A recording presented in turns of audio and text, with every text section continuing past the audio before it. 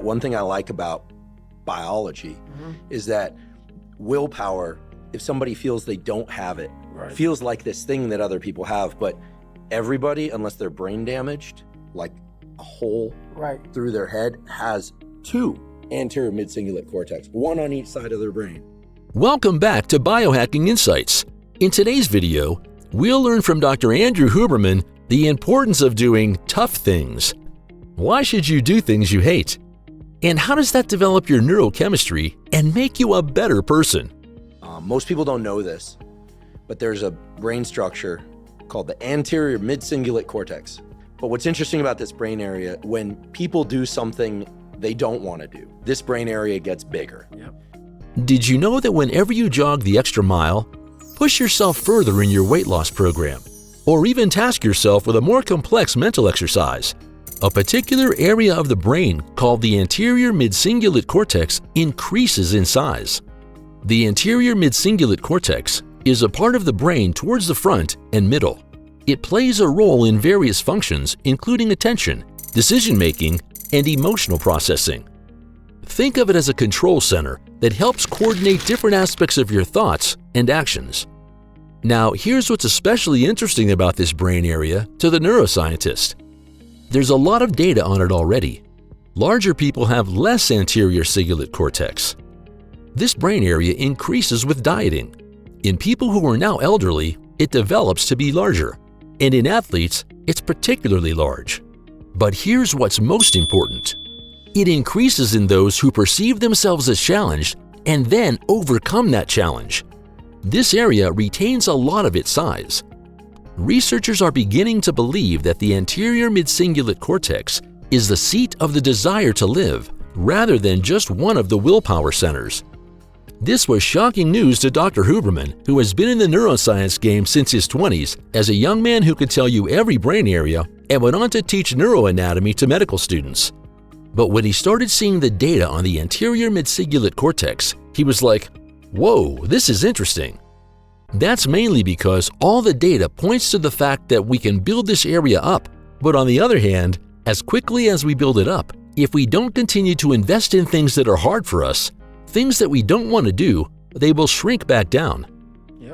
To me, this is one of the most important discoveries that neuroscience has ever made, because it's that I don't want to do something, but do it anyway, that grows this area.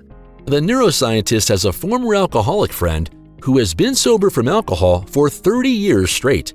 The friend says, "You know, the amazing thing about addiction is there's a cure. The problem is it only works one day at a time." Yes, and so you have to renew it every day. That's right. And you know you can't achieve that without setting some realistic short-term goals. The friend most likely did not wake up one morning and decide not to drink again for 30 years straight. New hobbies or occupations would have to take up that time spent engaging in self-sabotaging behavior. At many incidents along the way, you'll have to avoid triggers to stay out of harm's way. And with time, this becomes the new normal. So Dr. Huberman said two things went off in his head when he first learned about the anterior mid-cingulate cortex. First is the passionate curiosity of a lifelong researcher. And two, he had to tell masters of willpower about what they've always known to be true without having any knowledge whatsoever of neurobiology. This is the kind of resilience that will get you to achieve extraordinary physical feats, including completing multiple ultra-distance running races and setting multiple Guinness World Records. Many of them have also shared their life stories and motivational messages in books and public appearances, encouraging others to overcome challenges and push their limits. Dr. Andrew Huberman sits to tell us these people are right to dare people to do hard stuff, the very thing they hate. Knowing the name of something, anterior mid-cingulate cortex, doesn't fundamentally change us. But one thing I like about biology is that willpower, if somebody feels they don't have it, feels like this thing that other people have, but everybody has two anterior mid-cingulate cortex, one on each side of their brain. They have two. So I feel like it's just a question of opening the portal. Most people say, "Oh, I do hard things. I do sets to failure, and then I do 4 max sets." But some of them love training with weights, doing sets to failure, and might even like 4 straps. But guess what? If you're doing difficult things you enjoy, they don't build your anterior mid-cingulate cortex because you like to do it. The anterior mid-cingulate cortex is crucial for various cognitive functions, including error detection, decision-making, and emotional regulation. So strengthening this brain area enhances cognitive control, improves emotional resilience, strengthens willpower, and improves overall mental health. That's right, anything you like to do will not enhance this aspect of willpower, and it seems so obvious. When you're trying to explain that friction is the critical ingredient, people think, oh, if it's effort, well, then I'm getting better. That's part of it necessarily, but not sufficient as we say in science. But the suck part, the haunt, being haunted, the stick, their unpleasant terms vary, but those are the levers. As David Goggins would say, all stick, no carrots. David Goggins is a former SEAL, an ultra-marathon runner, and a motivational speaker who says it like it is. So what's that activity you hate doing? 5-mile jog in the rain? Hiking in the midday sun? Algebra? Grab the bull by the horns and go for it.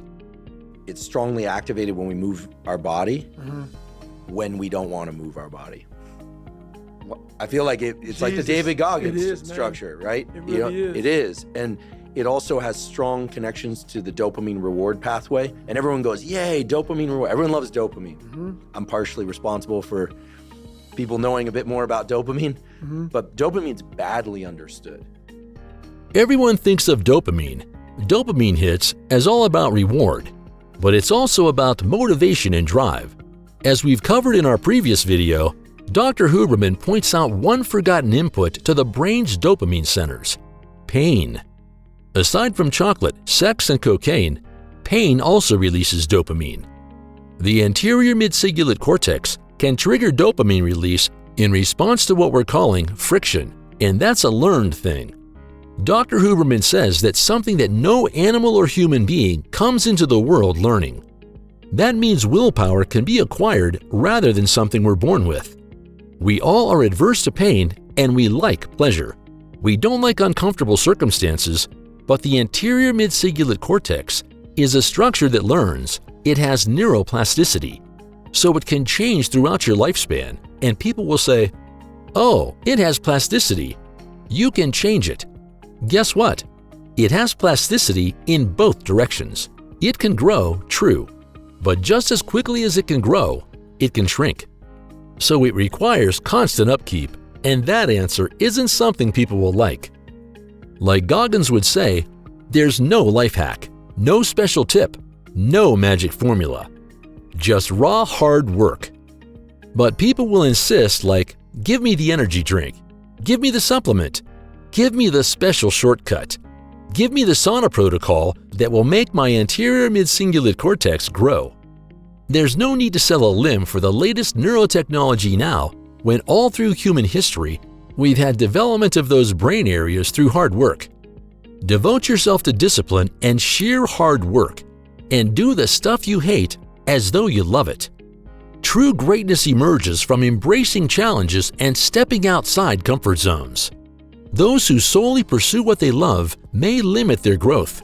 It's in facing adversity, tackling unfamiliar tasks, and pushing boundaries that individuals cultivate resilience, adaptability, and a depth of experience.